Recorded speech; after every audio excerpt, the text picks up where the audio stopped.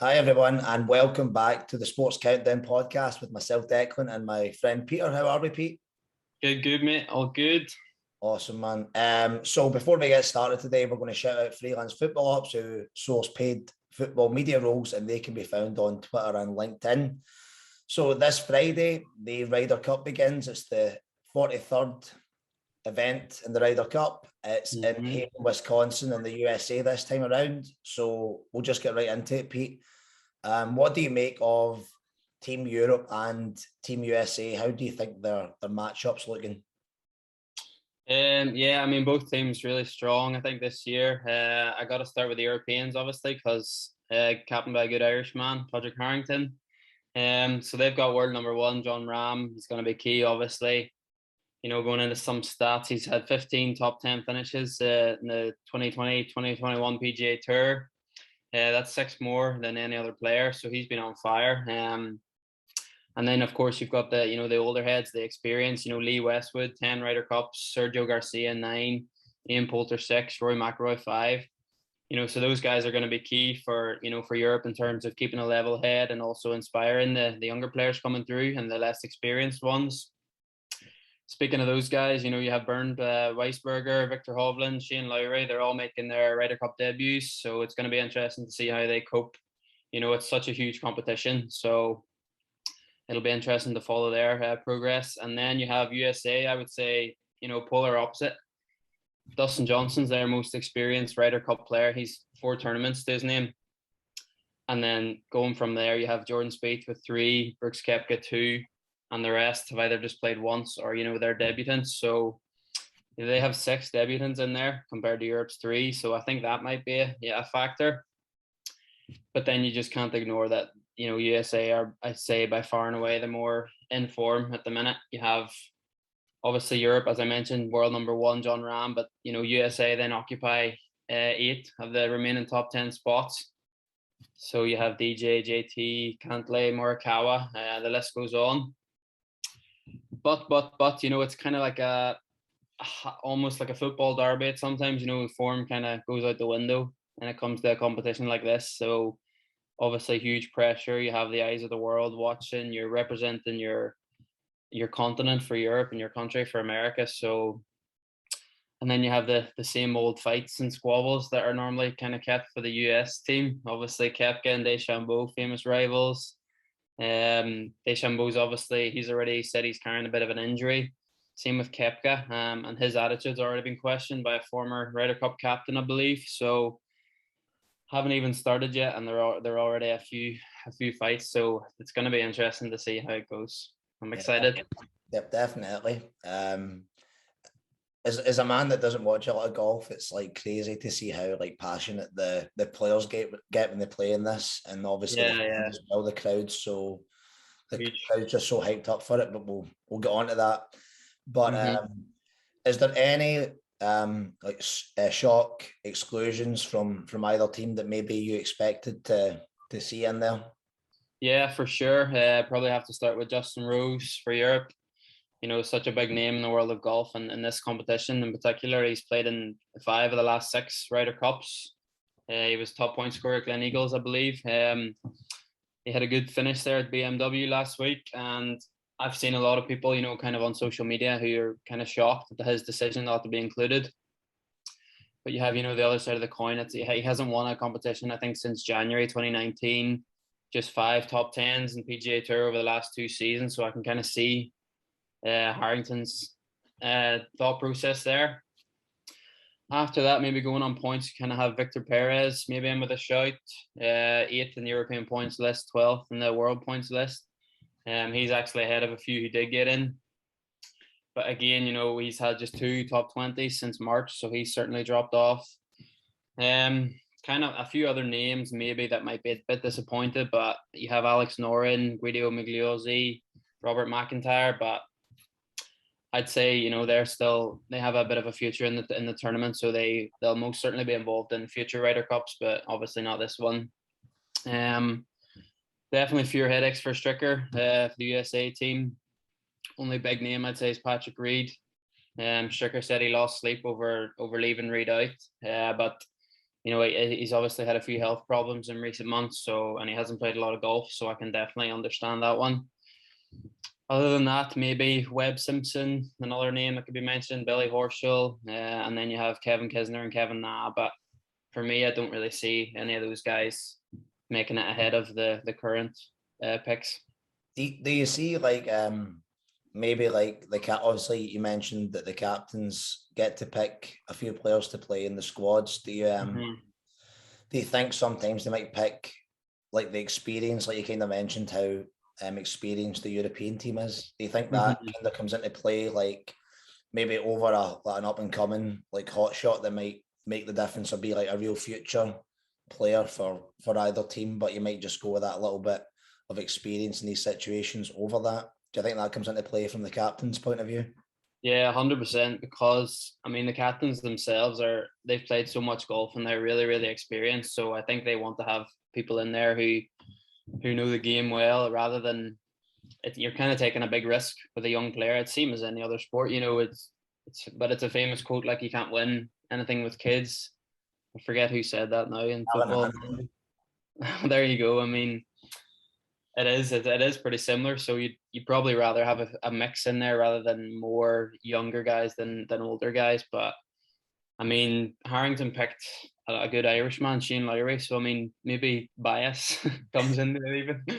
But no, I don't think that's just I don't think that was a thought process behind Harrington's pick there for Lowry. But yeah, no, I would say they definitely want experience, because those guys I mentioned, that they're way down in the world ranking at the minute, and there's younger guys ahead of them. So even as you said, not a big golf fan, but you can understand, like, you kind of question why he would choose guys that are way down the order than guys that are up the top of the order. But I think it's definitely experience. Yep, definitely. So going into it, who do you think is the top player for both Team Europe and the Team USA that you think can make the difference in this tournament? It's really tough to pick before obviously it starts, but I mean, it is a team game, so it's always, it's team players. You can't really have any individuals who are going to focus on their own game. But it's about handling the pressure, and obviously, as I said, working well as a team, and you have to focus on your own game at the same time. But I mean, you wouldn't have picked previous players to be top point scorers in previous years, if you know what I mean. So you had Molinari a few years ago, Thomas Peters before that. I don't think you would have chosen them ahead of the big names. So I'm stalling because it's a bit difficult, but I'd like to see maybe someone like Tyrrell Hatton or Victor Hovland, hoping to shine this time around for Europe. But then you have Poulter, Garcia, who are so good in these big tournaments. Then in the US, I would pick out maybe Morikawa. He's played a lot of golf recently, and he's just coming off the back of an astonishing year. 2020 PGA Championship, 2021 Open, and he's only 24 years old. So that's the whole young v inexperienced and v experienced debate again. 24 years old is so young compared to guys who are 40 plus. So it's interesting to see how he copes with it. But then maybe another outsider, go with Xander Schauffele, just to kind of see somebody else rather than the big names do well. Yeah. So we mentioned that it's in Wisconsin this year. So we'll have the majority of the crowd behind them. So do you think the location gives the home team, in this case the USA, an advantage? Maybe we've said that Team Europe looks stronger, but do you think that advantage for the USA, having the crowd behind them, gives them maybe a little bit of added edge? Yeah, absolutely, 100%. I don't think you can deny that, really. Pandemic, obviously, I think it's even more significant because you're not going to have many Europeans traveling all the way to Wisconsin. Even though it is the Ryder Cup, I mean, it's pretty difficult right now. And you kind of don't really think of fan engagement. You mentioned it at the start when it comes to golf, but it's massive whenever there's people cheering you on behind you. There's thousands of people cheering your name, and because it's a whole collective effort and you're representing, Europe or America. So yeah, I think it will. And then you have USA's last 3 wins. They all came on home soil, so might give them a bit of confidence. And then I think it was Paul McGinley mentioned. I'm not sure where I read it now. Former captain, of course. Yeah, he said the PGA Championship was at this course in 2015. Driving distance, big advantage, and USA are they're not even four of the top five when it comes to SG off the tee in the PGA Tour are actually European. So you kind of think of DeChambeau's leading that, but then you have Ram, Garcia, McIlroy, and Hovland. So that'll be interesting. But then the course, I'd say it depends on each day. You know, it can vary from one day to the next. And I think it's normal. I think the US captain has a bit of input over the way the course is played. You know, rough height, green speed, fairway width. I think so. That's obviously a little bit more of an advantage. But then one thing they can't control is weather. Of course, you know the weather over there more than me, but you're a bit closer than I am. I think one of the course directors at the competition said it's the best weather of the year on Lake Michigan in September. But he warned that there could be a few breezes, so it's maybe whoever figures out the wind first is going to have a massive advantage. Yep, good stuff. So we'll just get right to the point then. Who do you think's going to come out on top this weekend? I didn't want to answer that question, to be honest. My heart says Europe, of course it does, but I think my head says USA. I just think they're strong favourites going into this one. I just think because of the form that they're in, but then of course they have more debutants, stuff like that. There's a lot to take into consideration, and I never get these predictions right on the podcast, so I'm happy to be proven wrong. But I would say my dad reminded me the other day, so shout out to Kenny. He said the Solheim Cup, the women's tournament that was held in the US not too long ago. USA were massive home favourites for that, and you know Europe caused a massive upset. So kind of hoping for another one there. As for you though, obviously, man in both camps, Scottish guy living in America. So what's the verdict? Who are you supporting this time? I'm going for a score draw, 1-1. But no, like I don't know, like from my experience of watching it, like Europe have kind of dominated in recent times. So I'd be rooting for Europe. Of course, you have to. It's the heart and heads there, so we'll go for Team Europe, but we'll see what happens. I'm just nervous, but confident going into it. We've got a good side and a good team spirit. As I said, there's already been a few fights and a few toys being thrown out of the pram in the American camp, so hopefully that continues. Yep. The Europeans always stick together in these things, so there we go. Let's see it.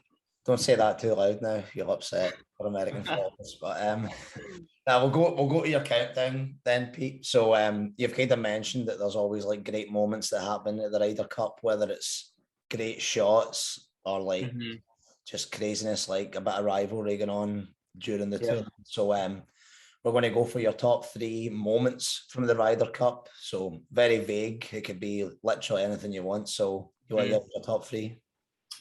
Yeah. So obviously plenty of memorable moments before our time in the world of golf, but I've definitely been lucky enough to witness a few. Maybe a bit of bias in here, but I think there always is in our countdowns, to be fair.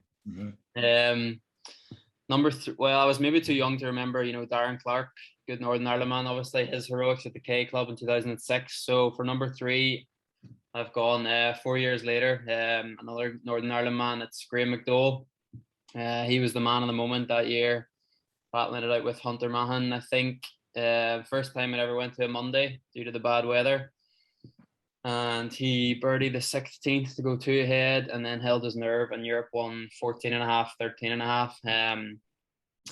And that was just great to see him doing well. You probably don't even know him, but he's like from Northern Ireland, but he's the most American accent in the world. It's pretty ridiculous, but I love the guy, and he won the US Open that year as well. So yeah, super year for him.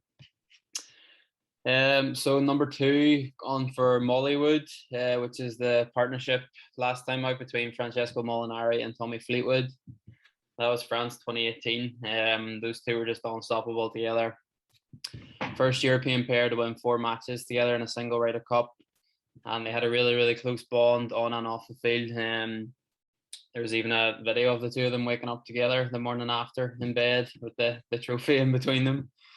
And I've said it before, I mean, I don't want to upset the US guys, but it was even better because, I mean, they were not getting on well at all, the Americans. And then you have these two Europeans who were just, two peas in a pod. I think Molinari's not in it this year. He's ruled himself out with a bad back. So, I mean, hopefully Fleetwood finds a similar partner like that, but there's not a chance it's ever going to be as good as that partnership that they had.